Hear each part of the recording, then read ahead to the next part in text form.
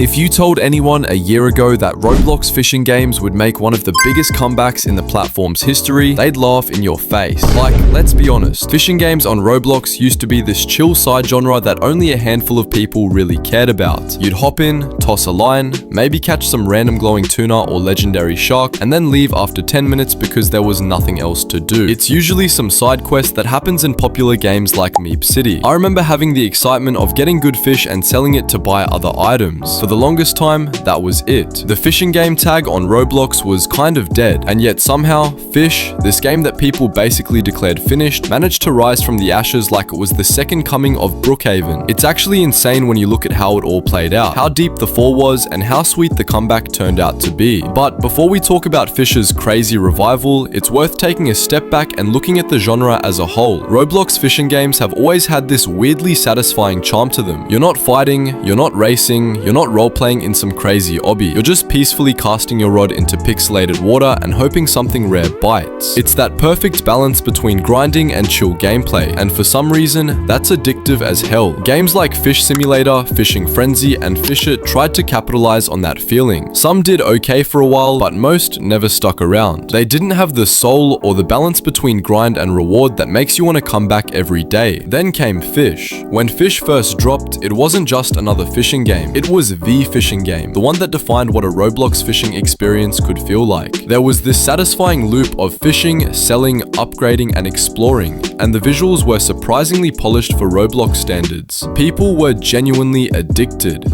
I am now addicted to fish. Lately, I have been grinding a lot and I gained almost 500 levels. I also got a secret fish, which again is crazy, and very recently, I just got the Duskwire Rod.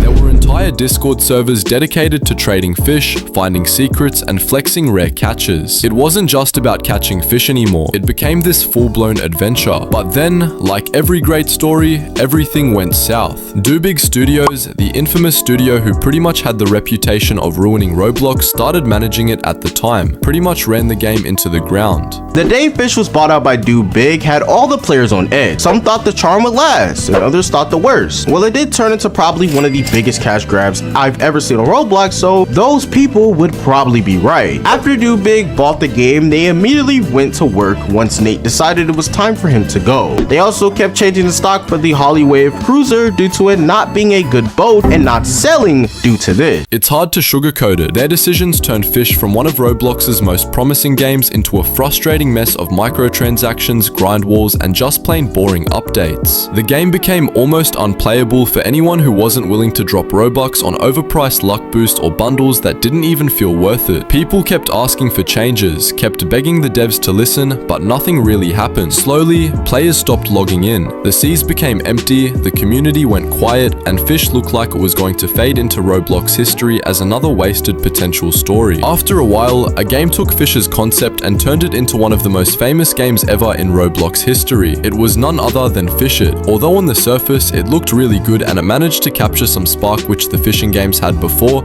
it felt like a corporate reboot, polished but soulless. Once you load into the game, you'll see crazy things like Aura Kid or any other brain rots that just did not correlate well with the peaceful concept among the fishing genre. It didn't have that same rough personality that made Fish feel alive. You could tell the devs put effort in, but it never reached that same level of community culture Fish had built. No inside jokes, no funny bugs, no random moments of chaos. It was a better game, but a worse experience. And yet, credit where it's due, Fish It did manage to reignite some of that fishing genre energy on Roblox. Streamers started checking it out, and people who missed the old Fish days came back for nostalgia. You'd see comments like, "This feels like early Fish," or "It's not the same, but it's close enough." That's the thing, Roblox fishing games have always been about vibes, not graphics. It's about that slow grind, the satisfaction of catching something rare, and the simple joy of showing off your catch to random strangers. It's an oddly social experience, despite being so chill. Then along the same time came the twist nobody expected. Big Studios finally handed off management to Nick,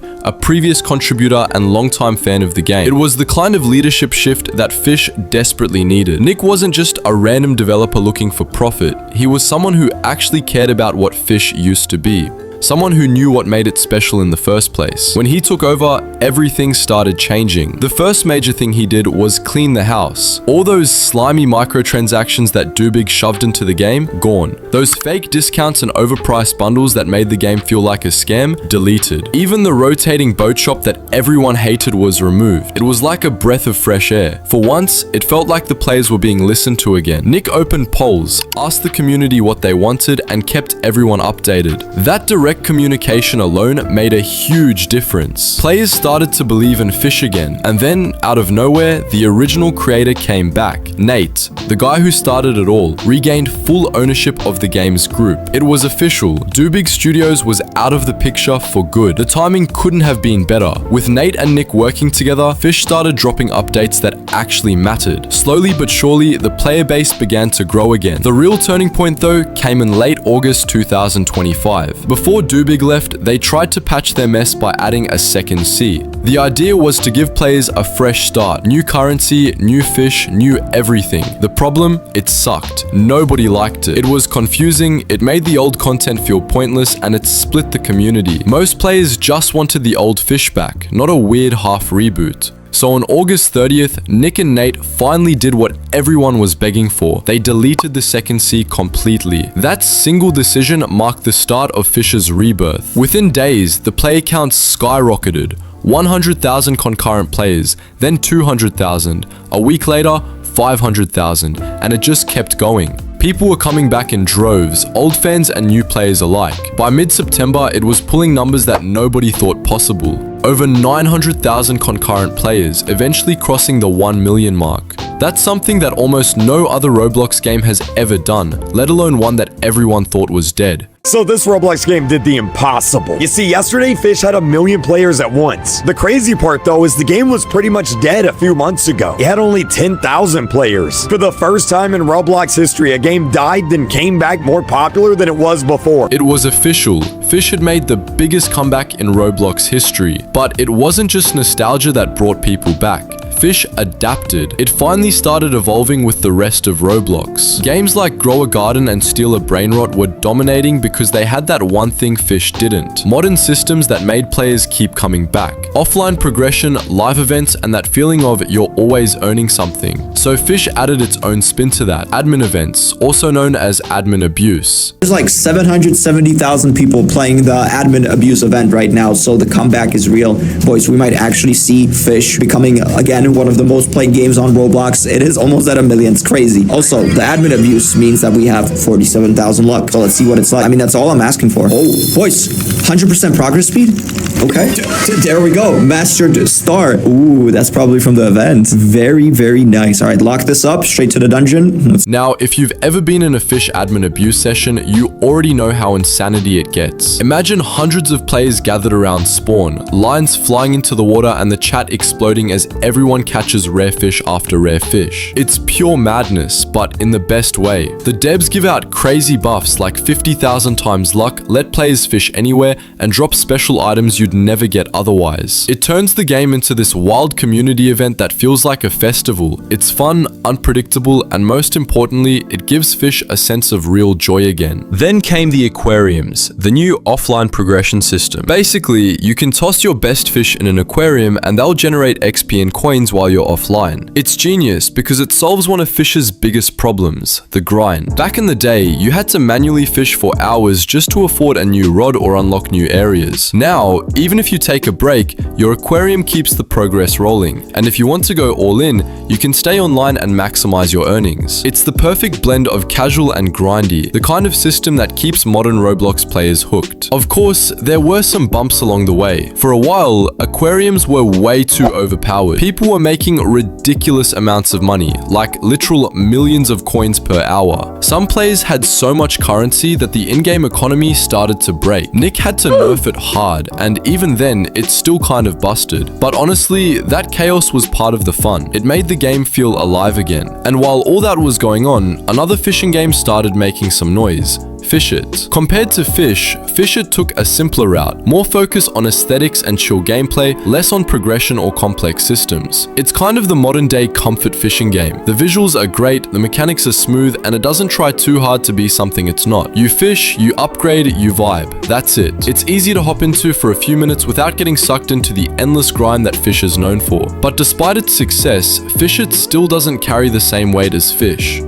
It's fun, yeah, but it doesn't have that emotional connection or story behind it. Another underrated thing that came back was the sense of community. During Fisch's dead phase, the servers were ghost towns, but now, every time an admin event starts, it feels like a reunion. Old players recognizing each other, new ones asking for help, everyone gathering to spam "let's go" in chat whenever something insane drops. It's that shared chaos that makes Roblox games special, and Fisch nailed it again. That said, it's not perfect. Some players argue that the game has become too generous, too easy. Admin abuses and aquariums basically hand out progress on a silver platter, making it possible to reach level 1000 in just a few hours. It kind of kills the thrill of grinding for rare catches or saving up for that one expensive rod. But at the same time, that accessibility is what keeps Fisch alive. It's a fine balance between satisfying and broken, and Nick seems to be doing a good job of keeping it fun without letting it going too far. It's crazy to think that all this started because one dev decided to actually listen. That's the moral of this whole story. The reason Fisch stands out. It's not about fancy graphics or complex systems. It's about respecting the community. When Dubig ran things, they treated the players like cash machines. When Nick took over, he treated them like a community. That shift in mindset completely changed the trajectory of the game. Nowadays, Fisch isn't just another fishing game. It's a living example of how a Roblox game can die, get buried, and still make a massive comeback if the right people care enough to fix it. It's proof that listening to your players and focusing on fun over profit can actually work, even in a platform where most devs are chasing the next big monetized trend. And for the fishing game genre as a whole, this revival means a lot. Fisch's success reignited interest in fishing games across Roblox. Suddenly, new devs are taking inspiration from it. You're seeing more polished, creative fishing titles pop up again. Games that try new twists, new worlds, and fresh mechanics. Even Fisch has benefited from this wave, pulling in thousands of players who probably wouldn't have cared about fishing games a year ago. What's satisfying about all of this isn't just that Fisch made a comeback, it's that it brought an entire genre back to life. It reminded everyone that even the most niche ideas on Roblox can become massive if done right. You don't need flashy combat or PvP. Sometimes all you need is a fishing rod, a peaceful sea, and a developer who gives a damn. But like Nick said, comebacks don't last forever unless you stay on the right path. Fisch is thriving now, but the second it forgets why players came back in the first place, it could fall again. Hopefully, this time, history doesn't repeat itself.